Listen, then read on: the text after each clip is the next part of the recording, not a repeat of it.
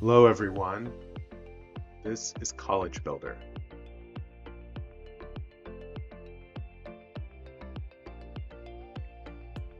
Welcome to Marathon Cove.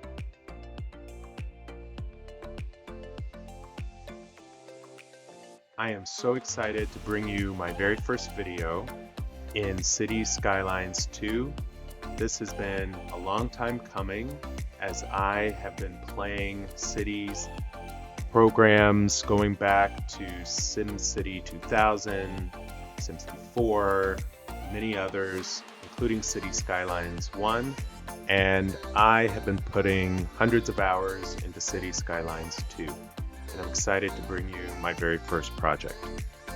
For this particular build, we are going to be playing on the Sunset Beach map. This is the map by the actual real chair. It is a gorgeous map, as you can see. Lots of marshes, coves, hills, mountains, beaches. I think this map has something for everyone, and it has some terrific playable area. It also has some challenging terrain. And in this series, we're going to explore how to build a massive rail network that connects the little towns, villages, beaches, and city that make up the Marathon Cove area. For this particular build, I'm going to be playing starting off in phases. Today we're going to begin with our power plant and waste area and put in the very beginning of our rail network. You can see here the main cove area. This is all going to be built up as a paradise for homeowners, vacationers, and lots of tourists. One of the things I like about this map is all of the water and inlets that it brings with it. I know that Bridges and Ports, the first expansion for Cities Skylines 2, has been delayed, and we are still a little ways off from that. I am already thinking ahead to what this particular expansion is going to offer us, and so I'm getting started with that in mind. I can't wait for more boats and tools that will allow us to really bring this map to life. As you can see, the water, the trees, the hills, the sun, this is a gorgeous map and is the perfect spot for us to get started. Now, although this series is focused on the water and the cove in particular, today we are not going to start on the cove, but rather off in this little valley. The valley is a perfect place for us to put our power plant and our polluting trash and other items that we want to have away from the pristine waters. I'm going to dive into a time lapse now and show you how I set up this valley using the nuclear power plant as my guide. The power plant has a massive pad, takes up quite a bit of space, and I am thinking about not just where the initial plant is going to go, but also trash incineration and the start of our rail yard. So I begin by clearing the valley, widening it, using the nuclear plant outline to make sure I have enough room. Once I've done that, I can smooth out the mountains, create a natural looking valley, add the plant in, and then begin to figure out how to set up my road network. This valley was really quite perfect because it's away from the water and the wind direction is all blowing off the map. So anything I place here in terms of polluting industries or infrastructure is going to blow right off and become someone else's problem. So first, I really had to think about, once the plant was in place, what else is going to go here? As I mentioned, this city, this region, is going to be built on a significant set of rail infrastructure. I know that here we're going to have a small train station, and I absolutely love the new assets that Colossal Order has provided. Allowing us to create a small train station is perfect for this setting. Then pulling out the national highway and adding in a proper divided 4-lane highway through this area. I have to think about how we're going to add the rail through here and keep it divided from the road. The rail is going to need to move in and out. My first attempt was to build an at-grade crossing. There really isn't much room. I tried to set up the road, put in the rail, but everything was just too close. I really wanted this approach to work, but I know from experience on playing with City Skylines 2 that at very busy areas you just need to keep rail and road separated. I played around with this for a little bit, but gave up pretty soon, realizing this was not the setup that we needed. I purchased a few more tiles, started over, expanding the valley for the power plant a bit further.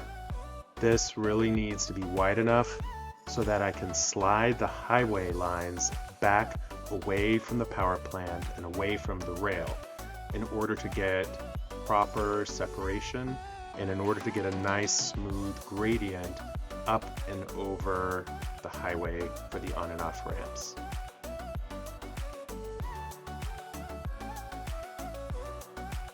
Putting in this highway really gave the space that we needed, but I also needed to think about how high up the rail was going to go and to keep the gradient on the rail nice and smooth. In order to have enough space, I realized I just need to move the small train station back a bit further and not have it directly in front of the power plant. I think this is okay. It gave us enough space to set the rail at a 2% grade. This gets us up and over the road very gently, no dramatic movements on the trains, and helps keep everything feeling very natural. I loved the retaining walls and how they looked coming through, but things were just not lining up nice and evenly. Sometimes I don't mind things being uneven. It's the way real life things get built, but here I felt it would have been built with an even distribution of the pillars. So another attempt, and finally we get things laid out looking nice. I add some extra retaining walls, give it that industrial look, and now we're ready to add in our on and off ramps on both sides of the road. Once again, keeping things smooth and nice and even. This whole area, we have to imagine, was built specifically for the power plant and these industrial amenities. So everything was not already here. It would have been put in place in a very even and new way at the time it was built.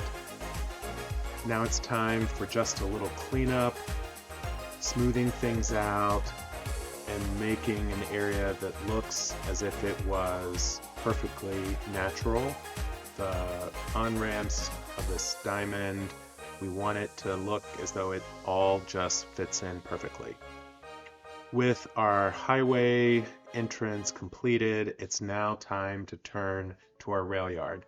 Once again, I realized I needed a bit more space in order to fit everything in properly. This is an industrial area that was designed to keep away these crucial structures from all of the tourists and the beaches that are going to populate Marathon Cove. The rail yard asset is also quite large and needs plenty of space in order to have the various lines coming in and out look natural and as if they were built for that particular area. You don't need to connect up every individual line, but I love the way it looks once they're all in place. It makes it look like it's a very significant structure. I think has a kind of beauty to it that really highlights this asset. Once a rail yard is fully in place, I love the look of the trains moving on and off from the rail yard to the stations. I want this area around the train station to be just a little bit gritty. I know that we now have so many wonderful tools, assets, and decals from the wonderful creators on the Paradox Mods workshop that we really have an opportunity to add a little bit of grunge to a build.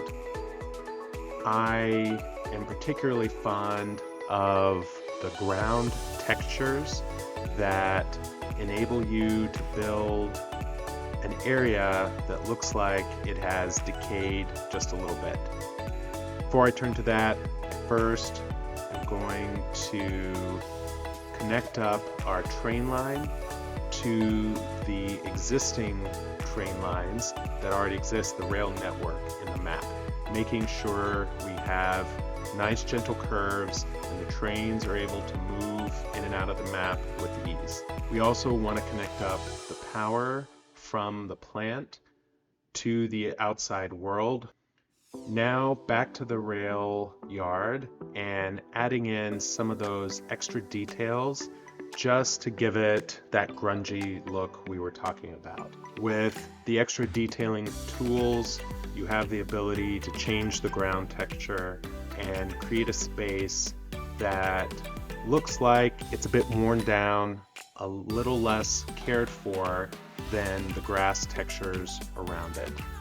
With Anarchy on, I'm able to place this ground cover, and then using the stamps and decals, you can help to change that straight edge so it has a bit more of a natural look as it fades out from the rail yard area into the grassland. Now it's time to turn to the rest of the infrastructure in this area. We need to add our incineration plant. This will be our primary trash source for quite a while, and as this produces power, we also have to make sure it's connected up to our power lines. I'm going to throw in a parking lot, and let's go ahead and connect up the other side of the rail yard to our rail line so that everything flows together. Finally, I want to add some bushes. I'm going to use a trick that a lot of players have used, taking an oak tree, sinking it into the ground, and keeping it locked in place. It creates some nice swaying bushes that will also change color with the season, just like the oak trees do. A few more spread throughout, along with some of the small bushes. Using the brush tool helps fill this in, makes it look a little less cared for, a little worn. I think that really helps to complete the overall area. We also need some water. I tried adding in the small water tower and remembered that the nuclear power plant consumes a ton of water. That was never gonna do. Then I added the larger water tower, still no luck. And so since I'm not ready to start working on the rest of our areas closer to the water, I simply finished up by connecting the water lines and sewage lines to the external world. Finally, I think it's time to wrap things up by creating our very first rail line. This is the entry point into the entire Marathon Cove region. It's just a very small train platform. Again, a really nice, beautiful asset. It was a wonderful addition with the Detailers Update Part 1.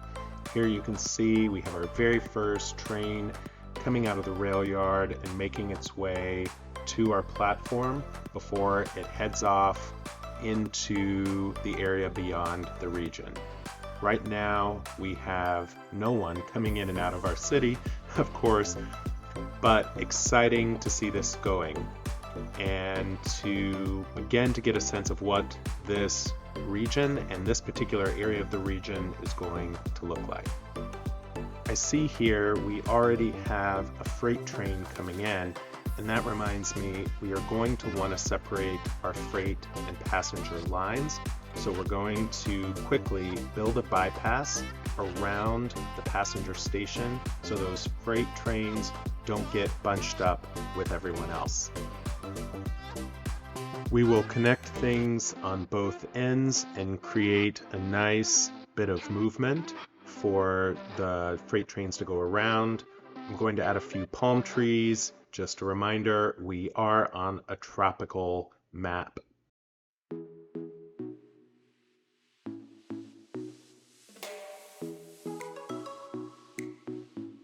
And with that, we are coming near the end of today's episode. We have not done much. This is really just an introduction. I hope you enjoyed following along with me as we are about to get started building out the Marathon Cove area. This is going to be a paradise for residents and tourists, but of course, for paradise to exist, we have to have areas like this, where the pollution, the trash, the power, things are just kind of tucked away and out of view. This valley, I think, needs a name. If you have any suggestions, I would love to hear your suggestions for our area on this side. Please let me know in the comments. And I thank you for following along and joining me on the very first video I've ever posted on YouTube. I hope you consider subscribing and following along this adventure with me. It'll be a lot of fun. Please leave your comments, drop something in, and let me know what you think. I welcome feedback and would love to hear from you. Please enjoy these closing cinematics and stay tuned for what will be future episodes. Thank you all for following along, and I hope you have a great day.